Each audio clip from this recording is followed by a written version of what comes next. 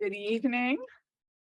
So less than a day ago, I guess if my math is right, a Russian missile landed pretty far from the front line in Ukraine, a mere 900 feet from the South Ukraine nuclear power plant. I'm sure we all saw that news. Fortunately, no one was injured. The plant was not compromised. But of course, this is not the only nuclear power plant under threat in Ukraine. We've all been reading about the Zaporizhia nuclear power plant, which is much closer to the front. So what if the war in Ukraine became a nuclear war without the introduction of nuclear weapons? If disaster were to strike at one of these power plants, there could be monumental impacts on Ukraine, the rest of Europe, and of course, the whole world. So this would not, unfortunately, be the first time that we've seen a nuclear disaster not generated by weapons.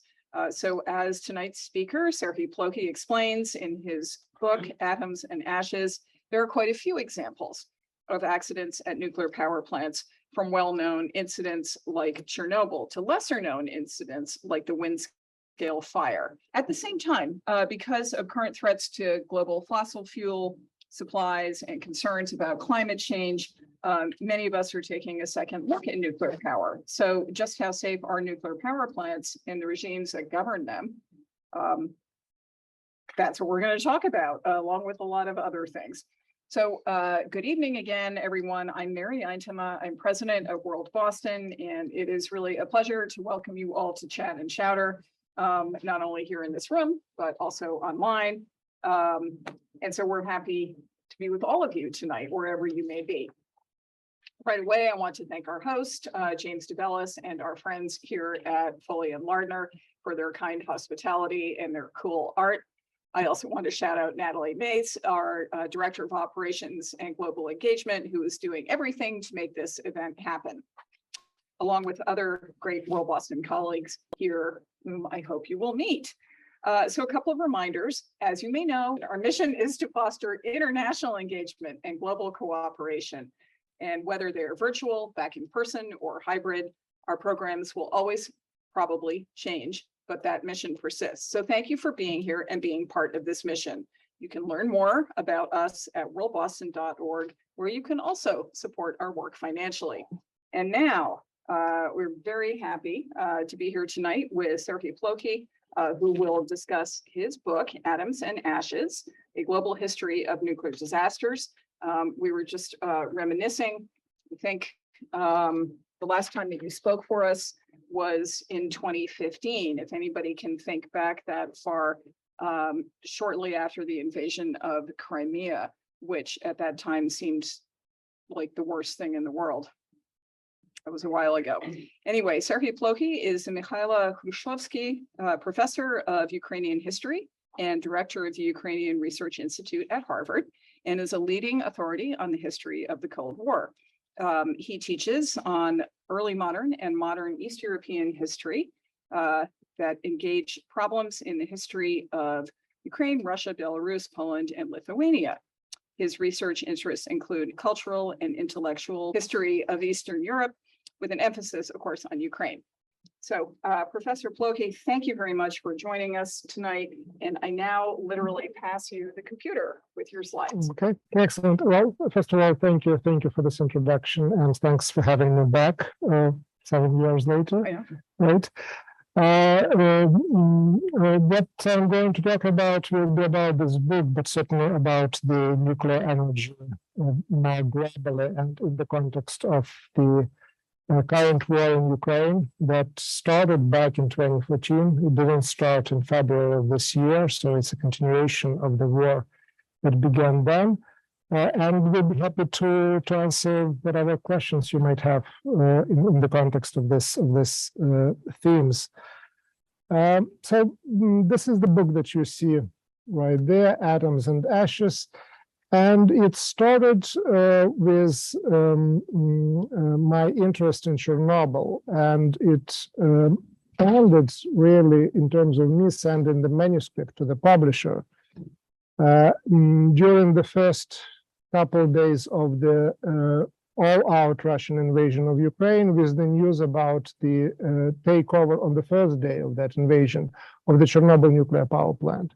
So the only thing that I could do, I crossed out a couple of lines that were there discussing something else and put in this information that the nuclear power plant was taken over. But I didn't have time anymore. Even that created a lot of unappreciation from the editors and publishers of the book who wanted it to. There were publication schedules. So how did it start with Chernobyl? In 2018, I published a book on the Chernobyl nuclear disaster, specifically dealing with that disaster of April 1986. I come from Ukraine. At the time when the Chernobyl accident happened, I was there. I was one of the people, again, not at the power plant, but in the area whose life was maybe not changed, but certainly affected by the accident. And I wanted to learn what happened there. I wanted to learn what my government back then, in the Soviet Union, were hiding from me and from my family and from people around me. So that was the reason why I wrote that book. I got access to KGB archives. I got access to the Communist Party archives. So it was academic. It was personal as well. And I published that book. And then I was it is happening now with my recent book. I was discussing it and I was launching it and presenting to the readers, to the public, and generally it was received quite well. Got one of the maybe the major literary prize for nonfiction in UK. But there were also some questions, maybe not so much critical, but the questions that made me think further. One of the questions was, okay, you described all of that fine, and it's really very interesting and touching, and yeah, you presented well the story of the Soviet government engaging in the cover-up, what happened there. But do you really think that our governments here in the US or UK behave differently? I said, I don't know. I didn't look into that. I didn't research into that. My assumption was I was the victim of this really cover-up in Ukraine, back in the Soviet Union. So I wanted to know how it happened, and yes, that's what really happened.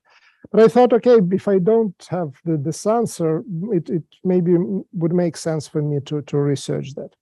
And the outcome of that interest and attempt to answer that question is the book Atoms and Ashes.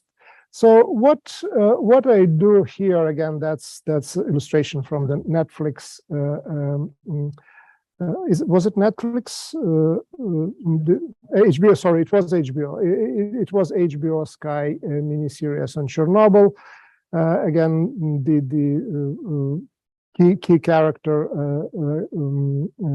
the scientist Legasov, who played an important role in that story, looks at the newspaper, and there is nothing in that newspaper.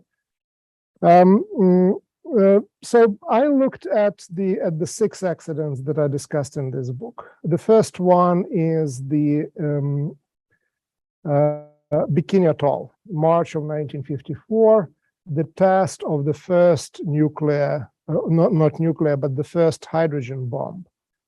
I wanted to say going wrong, but yes, wrong, but it was actually too successful of a test. The yield was much larger than it was assumed. So on that level, it was a success. But it was also a disaster, really, for the population of the islands in the Pacific, where the fallout from that nuclear test called Castle Bravo ended up. And I look at why the test, why they had the test at that time, what went wrong, what were the consequences, what was the policy of the government in terms of dealing with the fallout, both in terms of the nuclear fallout, but also metaphorical political fallout of what happened there. And I started that in 1954, an unusual place, an unusual time for anyone who looks at traditionally looks at the nuclear accidents. Because the nuclear accidents are perceived to be accidents dealing and related with the reactors or the civic side of the nuclear establishment and nuclear industry. One of the arguments that I'm making into the book is that the division into the atoms of peace and atoms of war is false. The division is specifically created in the 1950s for propaganda purposes by the US government to convince the American public that the nuclear and atoms are not just bad things that can cause Hiroshima and Nagasaki, they're also good things that can produce electricity. And what happened was that the reactors that were built for the military purposes were adjusted and turned to boil water, to produce electricity, or the reactors built to power submarines were used for the same purpose, with the strong support of the government. So the government was not really interested in spreading the bad news too widely. So there was a cover-up. There was also a military purposes for that. That was the first hydrogen bomb in the world. So it was a top secret weapon during the height of the Cold War. So there was a lot associated with the issues of security as well. And that is the first case that I looked at. My second case was again nuclear reacted or military related accident that no one knew about for 40 years. That says how successful the cover-up was. It took place in the center of Russia, in the Ural Mountains, near Kyshtym, and there the tank with the nuclear waste, because it was mismanaged in terms of temperature, in terms of cooling system, it exploded, polluting good part of the Ural Mountains, leading to the evacuation, like it was the case with the Castle Bravo, evacuation of the local indigenous communities and so on and so forth. But again, the cover-up was so successful that up until 1980s, no one knew about that. The US intelligence services learned about that accident in the 1970s, but the decision was made not to spread the news, despite the fact that it would be beneficial in the context of the Cold War, because it could actually affect the belief in the safety of the nuclear industry as a whole in the United States. The next accident, the Windscale fire in the United Kingdom, where they're rushing to build their own hydrogen bomb, cutting corners, have a reactor that is based basically on the design of the reactors from the United States, already quite dated.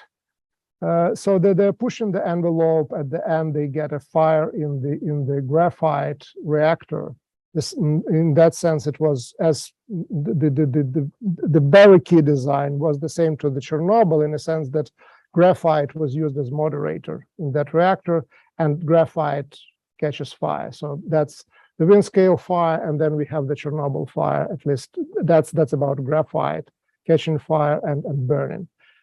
There is its own story of the cover-up, and the reason is quite interesting. That who is involved in that is the Prime Minister's office. The reason for that is political. They are interested in rebuilding relations with the United States, developing the joint nuclear program, because the nuclear program is extremely expensive. UK is broken after the Second World War, never was able to recover its standing before that. So they're trying to rebuild the sort of a relationship that were during World War II between Churchill and FDR.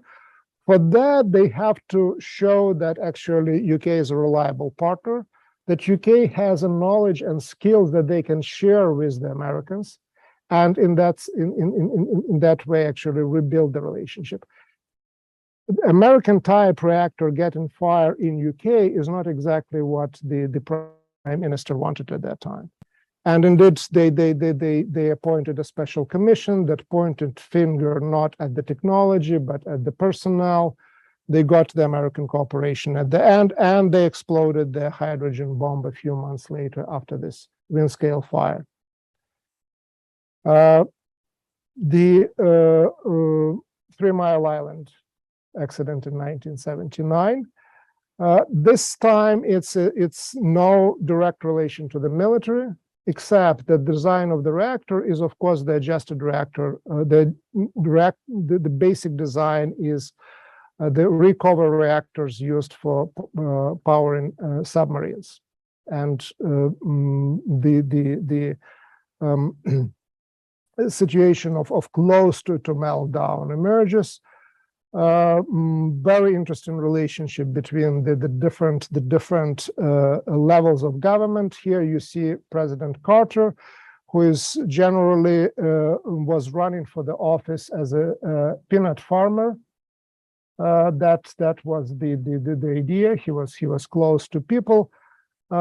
This Carter was actually one of the first Navy-trained nuclear engineers. So he was a nuclear scientist, if not scientist, an engineer. But again, for the political purposes and things like that, it was more beneficial to sell him as a peanut farmer. But he knew about, I write about that in the book, about nuclear more than all the American presidents before him and after him. He was involved in the dealing with the accident in Canada in the early 1950s, another accident that was of a smaller scale, so it didn't get into the book. And again, when they got to the investigation, the story was the same. The finger was basically rather than the technology. Technology turned out to be a sacred cow, so you can't do that. And the same story happened with Chernobyl. I will not go into details in terms of the cover-up, except to say that no government is actually eager to share news about nuclear accidents, but the Soviets really got away with the murder. Controlling media, the KGB cutting cables that were connecting the city of Pripyat, that was next to the Chernobyl nuclear power plant. Only the coming fall of the Soviet Union, the introduction of the change in the policy of glasnost made the Chernobyl accident actually a major political event as well in the Soviet Union. Another issue was geography. Unlike the early accident in the Ural Mountains, Chernobyl happened in Europe, and the first to report on the rising levels of radiation were not the Soviets, but the Swedes. So you can't cover it completely, but you do whatever you can to cover. Now, the commission is appointed, like at the 3 Mile Island, the finger is pointed at the operators rather at the design of the reactor. And design of reactor was dated. It was a graphite type of reactor, in that sense similar to the one that caught fire at Windscale, but it was also the dual purpose reactor. That was why it was so secret, and the whole thing was they tried to control information as much as possible. That reactor could be switched from boiling water to producing plutonium for the nuclear weapons. So it was a dual purpose reactor in Chernobyl. And the last accident that I look at is the Fukushima. And Fukushima is normally 2014 is viewed, okay, in cases of all these other accidents, you saw really a human factor being present in more than one way. In political level, technology, the mistakes of the personnel.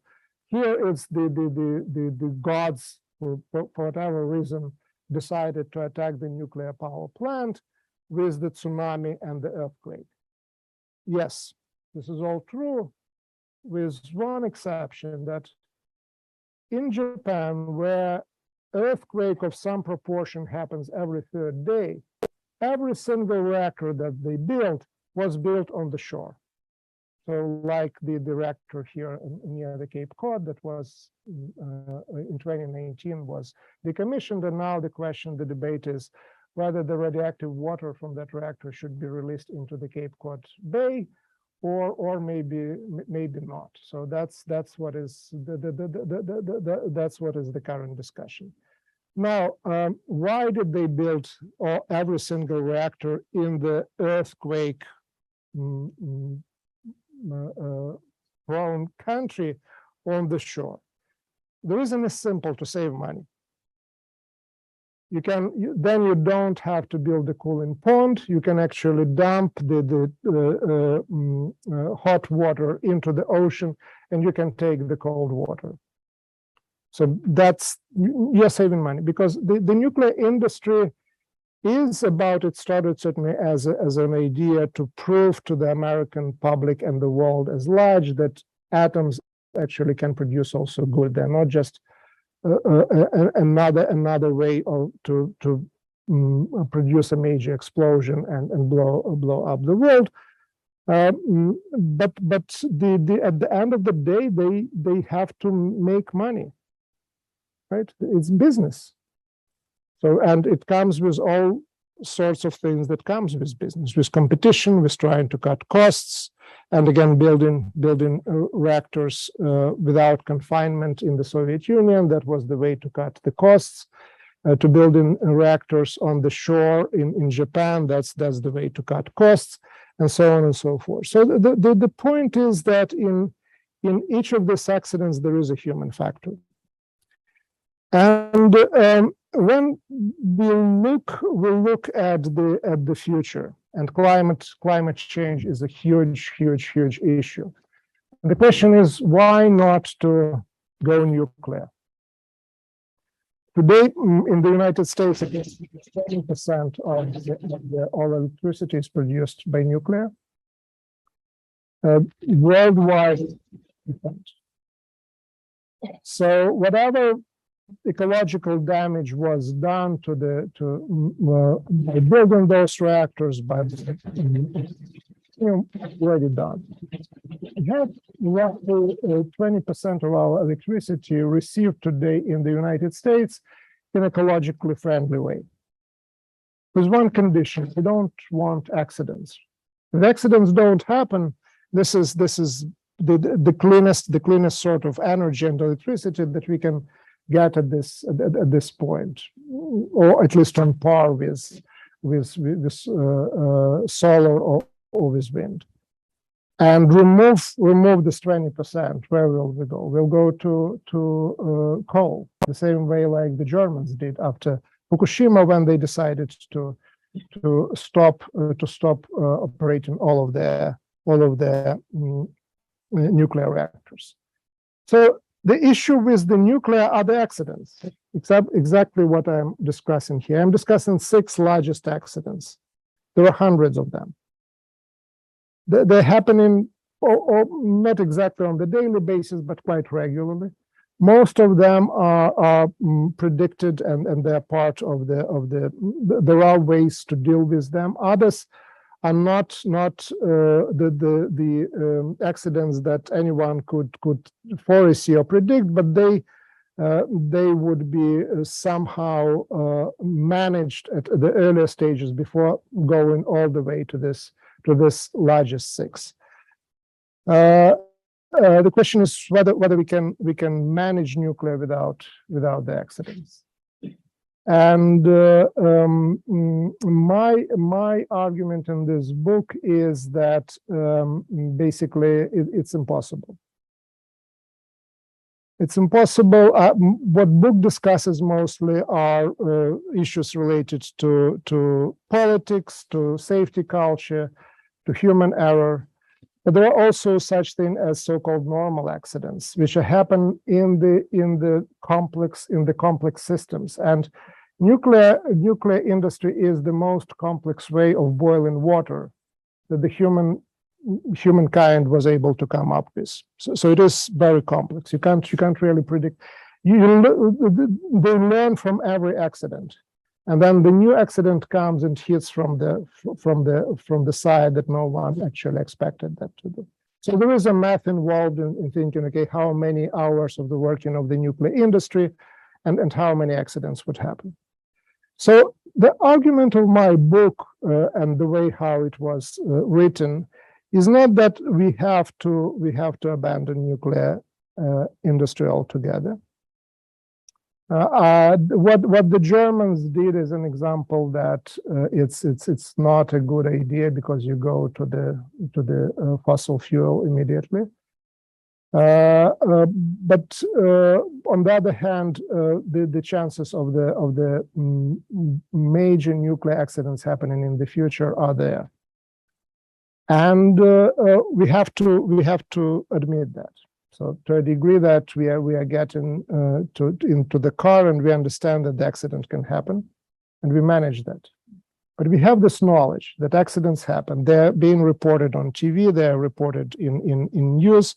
They come into our calculations.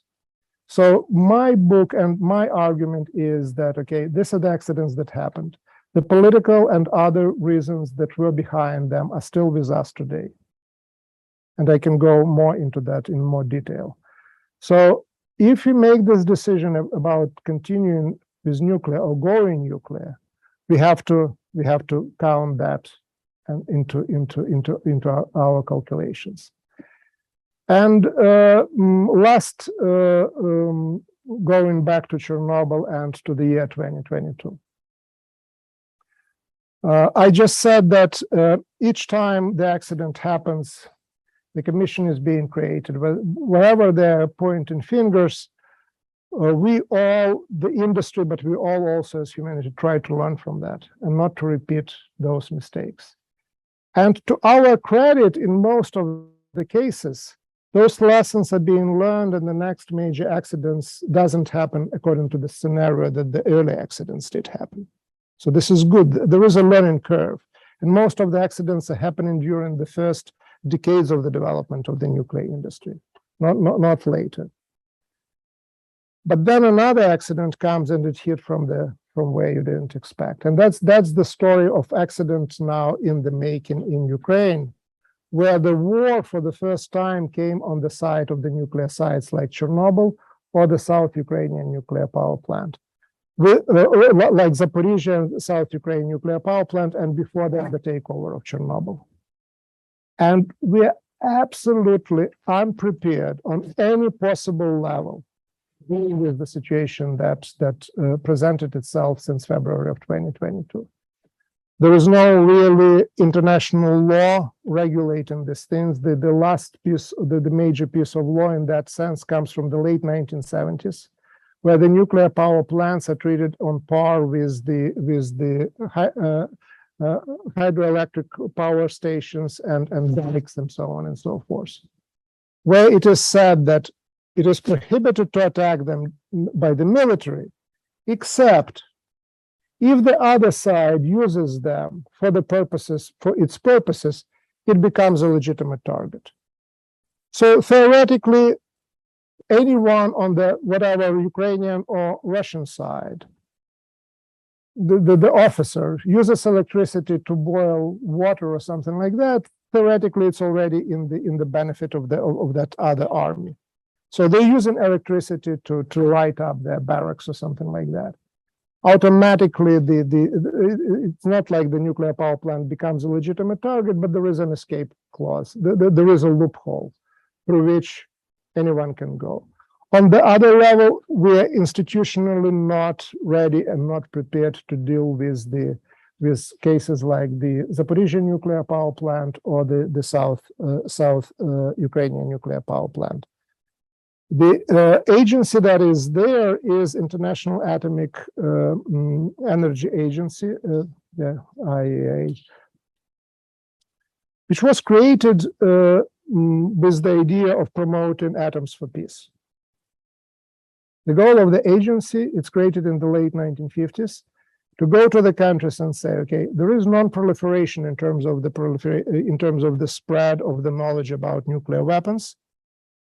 But don't worry, we the big guys, we are not trying to take away from you the advantages of the or discoveries of the humankind. We're here to help you to benefit from the nuclear, and we will provide you with the help to and will promote the development of the nuclear energy for peaceful purposes. So that's the goal of that institution. It is part of the United Nations system. Russia is the member of the Security Council in UN. The International Atomic Energy Agency reports eventually to the United Nations. For Rafael Grossi, the head of the agency, to be re-elected, he has to get voice of Russia and other major stakeholders. For him to pay salaries to his staff, he needs those countries contributing to the coffers of the International Atomic Energy Agency. For the first 10 days after the takeover of Chernobyl, the agency never in its statements actually mentioned the word Russia. It was not there. They didn't know how to spell it. The calls were to the both sides, exercise caution, and so on and so forth. So that's how unprepared we are, both in terms of international legal system, but also in terms of the instruments. So we don't know what will happen tomorrow. I'm not trying to scare anybody, but we just don't know. And we are not equipped to deal with the situations like that. In the economies, they started maybe earlier this year, I don't know, maybe last year, they started this new column by invitation, and I published an article on that issue in June, it seems to me, where I came with the conclusion that my book is, again, not the argument not to go nuclear. My book is the argument, okay, let's understand what we are getting into, and let's calculate our risks. With what is happening in Ukraine today, my argument is a little bit different. I am basically convinced that we can't build new nuclear power plants unless we figure out how to protect the existing ones, from a number of threats, but also from the threat of the war. Because Ukraine is not the only country that has nuclear power plants and doesn't have nuclear weapons to protect itself, because nuclear weapons were taken away from Ukraine in 1994. And that's the majority of the countries that have nuclear power. They have nuclear power which can be turned into dirty bombs. They don't have nuclear weapons to deter the possible aggression. So that's where we are today. Again, the bottom line is, I'm not here to say, okay, we have to go the German way and shut down nuclear reactors, or not to develop nuclear industry in the future. My argument is, okay, we have to understand what risks come with that, and think about how much risks we are prepared to take, and how to mitigate them, and how to, if you decide to go that way in the future, how to ensure the safety of the existing reactors and the ones that will be built. So thank you very much for the attention. Thank you so much. I am many questions could come up, and we're going to pick up questions from all of you, but given your various specialties, I'm wondering if you could comment on the situation at Zaporizhia and at South Ukraine power plant, Chernobyl, etc. Zaporizhia, as I understand, the power has been cut off. They're working on auxiliary power. How bad is it? And if you would like to give your opinion on if Russia is deliberately taking these plants as hostage, that would be interesting as well. Thank you. What happens with the nuclear power plants, and why the first Chernobyl and then Zaporizhia nuclear power plant end up under the Russian control? The key reason in my understanding is that they just happen to be in the direction of the military offensive. So Chernobyl was the closest way for the Russian troops to get to Kyiv from their bases they were on the maneuvers at that time in Belarus. And once they lost the battle for Kiev and withdrew from northern Ukraine and from Kiev, they left the Chernobyl nuclear power plant. In case of Zaporizhzhia, that's where they were advancing toward Ukraine, toward central Ukraine from the Crimea. The South Ukrainian nuclear power plant, they were trying to get there, and Ukrainians actually fought back, and they had to retreat. So the immediate reason is actually the conduct of the war, which means that the fact that the nuclear power plant is in the way of your offensive really doesn't deter doesn't change the thinking or calculation of the military campaign, which is basically conducted like there is no nuclear power plant there at all. So the Chernobyl site was taken without any battle whatsoever. The Ukrainian National Guards, there were a couple dozens of them, and the major Russian invasion, they surrendered. There was a battle in near Zaporizhzhia. The nuclear power plant was shelled. One of the buildings caught fire. So there was artillery and missile shelling of the nuclear power plant to take it, right? So that's, if this is not a recipe for disaster, then what is? The missile that ended up near the South Ukrainian nuclear power plant, I don't think they specifically targeted it, but one of the, again, it's missiles can fly in very strange ways if the technology is wrong. If they were for a long period of time not used, the biggest enemy of the missiles are mice. So because it gets and it eats the isolation there, so parts, and then you get short circuits and so on and so forth. So some of the drones, Russian drones, ended up in the Balkans, right? So because they were programmed with the name of the city, which basically was spelled a little bit different from the settlement in Ukraine, which they wanted to target. So it flew all the way to the Balkans, to the former Yugoslavia. So that's also situations that happen. Now, once the Russians took over the Zaporizhzhia nuclear power plant, they discovered that it can be actually a very useful thing. First of all, it produces electricity, and it produces electricity that goes to Ukraine.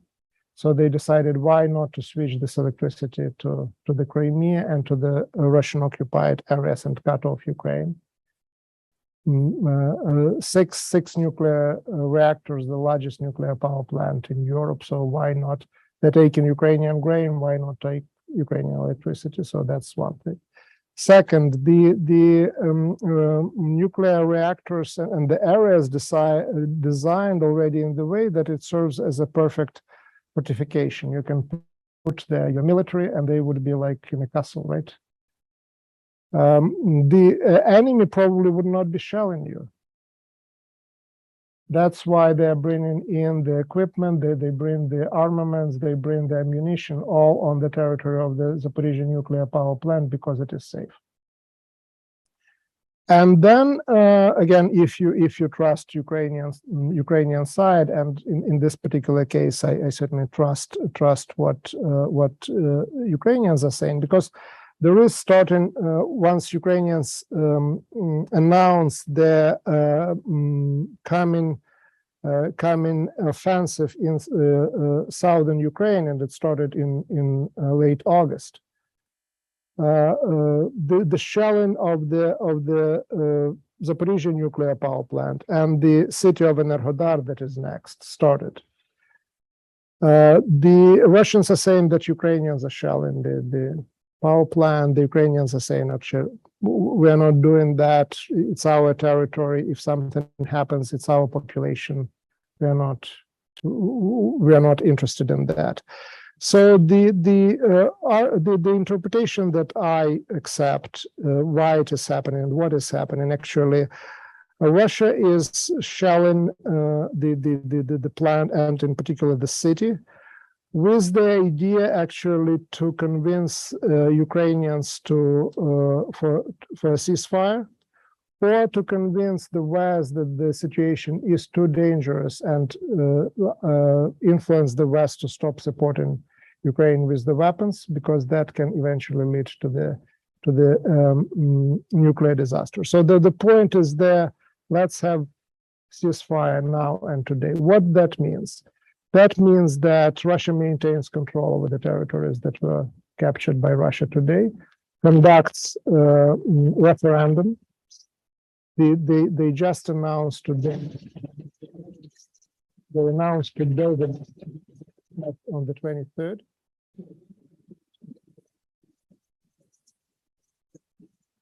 In Eastern Ukraine, in the Donetsk republics. So the most explanation what Zelensky calls nuclear blackmail. Again, what the International Atomic Energy Agency and Grossi showed leadership and personal bravery. He led that group on September 1st to Zaporizhzhia nuclear power plant. He left people there who eventually by September 6th, it seems to me, filed a report where they said that we don't know, we can't, so they didn't go into the question of who is shelling, but they said what they saw there, that they saw there the actually Russian military equipment,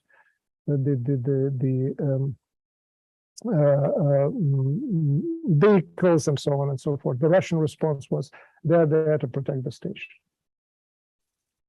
So that's where we are with Zaporizhzhia. Again, I'm at least 99.9% believe that the nuclear blackmail interpretation is the right one. Okay. Thank you. All right, so we have time for just a couple of questions, I guess. And what's going to happen is the mic is going to come around. I think Diego is going to convey it to you, and I'll recognize you, and then you can give the mic back to Diego. So who has questions? Okay, so we're going to go to Mark and then Mary, and we'll see how we do. Quick question regarding safety. We're not building any nukes, but the rest of the world is. Finland, the UK, the Dutch are talking about cranking up the program. The Canadians and Koreans are obviously. If you can say the two best perspective on the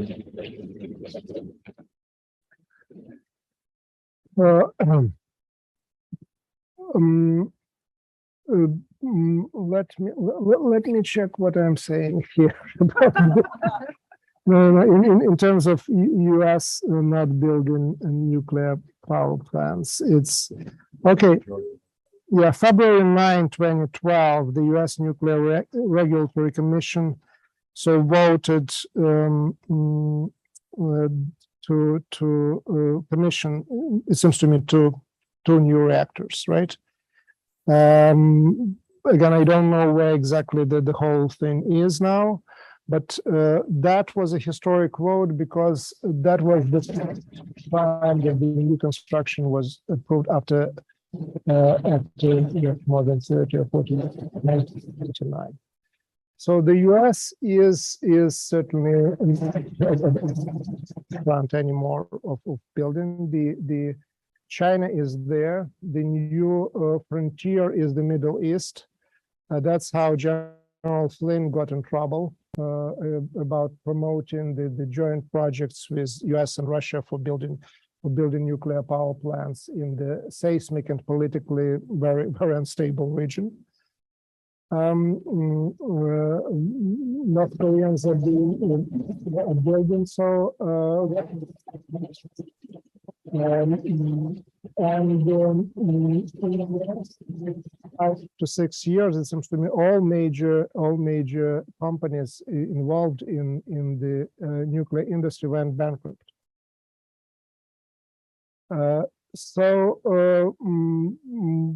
What is really happening is that given the concerns about the safety, it becomes more and more expensive to build nuclear power plants. And Fukushima showed where there are the claims to the company and to the state going in billions of yens, and it seems to me hundreds of millions of dollars, is that the society way, the Western type societies really can't afford accidents because of the lawsuits and claims and so on and so forth. Who is ahead are China and Russia, where they're coming outside also of their countries and jurisdictions already, like the Russians are building in Belarus. They're providing financing, so that they're coming with money. The safest, going to the safest, I think that the best record in terms of, if you look how many reactors are there and their performance, is France. What, up to 80% of the electricity is produced by nuclear. I would say that US is doing quite well, but all this, the current climate is really an invitation for a new accident, because with the government subsidies not going anymore to the nuclear would not be there without government support in one way or another in 50s and 60s, but going to the renewables. It's very difficult for the nuclear industry in this country to compete with renewables, and difficult to compete with gas and things like that. And they're still businesses, right? So that's incentive to cut corners. So the situation is okay, but the economic climate and conditions are basically of the sort that really pressure the management to look for the ways how to save money, and this is never good. Certainly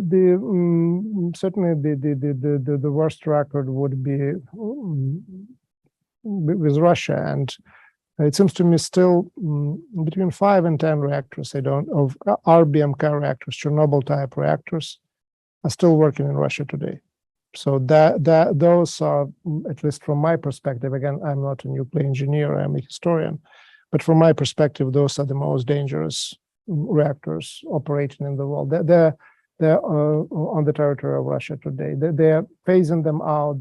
By the end, it seems to me, of this decade, they're supposed to shut them down, but they're still, the Chernobyl type reactors are still with us. Yeah, given the current war in Ukraine, what percentage of energy is generated by nuclear power in Europe as a whole? Well, again, I don't know the number. I would in Ukraine, approximately 50% of electricity was generated by nuclear. France, I said 80. Germany decided to go nuclear free, but in the context of this, again, the oil prices going up, the war, and the Nord Stream 2 certainly not being commissioned, not being allowed to function, and Nord Stream 1 is in trouble. They decided to delay the shutdown of, it seems to me, 2 or 3 still remaining reactors in Germany. So these are the numbers that I know. Globally, 10%, in US 20, UK, it seems to me, around the same number, around 20, France up to 80. One thing is also what I'm saying in the book is that The decisions to go nuclear or not go nuclear are made by the sovereign governments. And but if something goes wrong, the consequences it's really global. And God forbid anything happens, but imagine Europe and imagine Germany that is nuclear free because they're concerned about nuclear, and France that is 80% nuclear, right? So Chernobyl shows that the radiation doesn't recognize international borders. So that's really another tension. The decisions are made by the individual governments. They benefit from, if they benefit from the nuclear, but then if something goes wrong, it's really a global problem. Thank you, Professor, for being with us today. The question from Zoom is: several of the examples in your book show that human error, poor judgment, or political pressure played big roles in the disasters. In your opinion, would it be better to automate nuclear power plants as much as possible to reduce human error, or reduce choice for that matter, or is the human element a necessary evil? Thank you for this question. What I can say that the idea of creating of a reactor that would somehow self-regulate in the way that it would preclude accidents is the idea that is being discussed and researched. I quote in my book one of the veterans of the industry saying that idea to create something like that is a noble idea, but probably it would be almost impossible to do something like that. There is a new generation of reactors that are being now the modular reactors that are being that they're still at the research stage. There are operational ones where allegedly, at least if you trust Bill Gates, that it's by the laws of physics, they designed in the way that by the laws of physics, the accident would become impossible. So I still have to read something about those laws of physics that make accidents impossible. What I learned from my book, from my research rather, is that, well, first, this new generation of the reactors is a good idea because that would be the first generation of reactors specifically designed to boil water and not to power submarines or to explode half of the world. So this is good. They're already designed and with a different philosophy. Now, I have no doubt that there is a progress, the nuclear technology and those reactors. It's mid-20th century now. We're in the 21st. We have a lot of new things there. But what I also learned that every new technology, including nuclear one, no matter how good it is, once it is introduced, it goes through the period of the adjustments and trial, and that means accidents. We are progressing with the sort of the cars that we are driving. They're getting better, they're getting more comfortable, they're getting safer. But again and again, a new model is there, and then there would be a recall. Because you can't really foresee everything, you can't predict everything. Now take this, your car, improved car, and in terms of the complexity, multiply it but by 100 times. So whatever new technology comes, we have to be, first of all, I believe that it will be better, but I also know from any technology before that there will be a period of at least 10, 20 years when we will be learning and there will be accidents because just the limits of the human mind, we can't predict absolutely everything. Thank you. And this is from a professor of physics. So, oh my gosh, I'm very so Fukushima, you said all of those other power plants built on the coast, tsunami and earthquake zones. Only Fukushima went down because they put their diesel power supply underground and it flooded. Okay, bad design, not a problem with nuclear power. Then the question, nuclear power, you're talking about new technology. Nuclear power generation for boiling water is 70 years old in America, 60, 70 years old. How many people died? How many civilians have died from nuclear power generation in 70 years? The answer, as far as I know, is none. Nobody died in 3 Mile Island. Okay. So the question then is, why the alarm? Why not push forward? Oh, wow, that's a whole Yeah. book. Well, yeah, excellent questions. The first one, again, I don't really fully understand the argument about Fukushima. Bad design of the nuclear power plant, not nuclear power. Again, I'm not a physicist. For me, it's the nuclear power that went bad. The design, yes, design of the plant, the design of the reactor, the design of whatever it is. Again, it's I don't think that the nuclear power in Fukushima is getting off the hook because those were the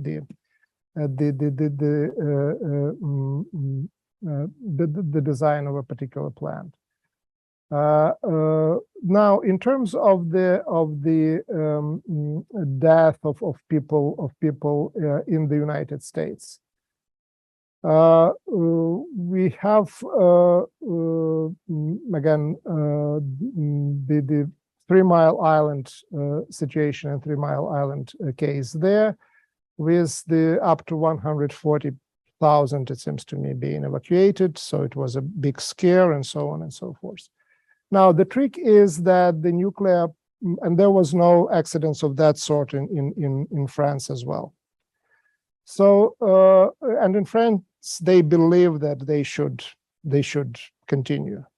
That's why when Zaporizhzhia happened, the Macron got on the phone with Putin right away, because at stake was also the future of the nuclear power in France. But we are talking about the nuclear in global terms. As they're saying, Chernobyl, in one place is Chernobyl everywhere. So it's a global technology and a global issue. And that's where, again, it's a national decision of whether you go with nuclear or not. You would say probably about coal and how many people die from coal. It's a nature also of the human, probably human psychology. This is invisible enemy. This is exactly the same radiation that is used to kill people as the result of the bomb. And the nuclear power plants come from the people who delivered to us Hiroshima and Nagasaki. This is the same people. This is the same technology. It's again and again. So that's what makes it really very uncomfortable for many of people to deal with nuclear. Again, it's the argument is not go nuclear, but the argument is, okay, these are the issues and take them into calculation. All right. And again, thanks for this question and for criticism. So next time we're going to crack the laws of physics and basic human psychology. I think that's Okay. Anyway. Wow, what a very, very rich discussion. Please join me in thanking Serhii Plokhy. Thank you. Thank you very much. See you soon. Bye-bye.